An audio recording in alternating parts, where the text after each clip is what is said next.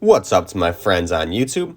In today's tutorial, I'm going to be showing you how to create a close friends list and also create a story for your close friends and upload the stories so only they could see them. If you don't know what I'm talking about, Instagram recently added this feature, and it's kind of like a private story similar to Snapchat, where you could post to your story, but you could select the people that you see it, and they kind of call this as the close friends list. So anybody that you want to see something that's personal to you, you could add them, and that's kind of what they call as close friends.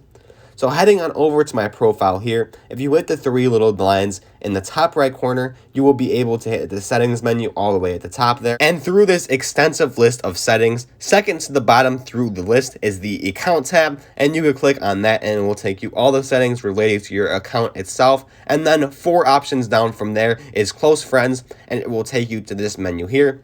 And it has the search bar where you could search for your friends, but just for this video, I'm just going to select the ones at the top. And the ones that are at the top are probably your close friends anyway. I just follow a bunch of big accounts on my personal Instagram account here. But as you can see, once you create that close friends list, all you have to do is just create a post like you normally would for your story. And right next to the story button at the bottom there, to the right is a button. It's called Close Friends, and you click on that. It has the little green icon or whatever. You just click on that, and it will go to your close friends. You can now see here, too, that instead of the maroon and orangish yellow that is usually around your profile picture when you've posted a story, it is now a green circle, and that is how you know you posted to your close friends. And also, upon viewing this story, you could continue to edit your close friends easily by just clicking that green button if you ever need to make changes to who you want to see it.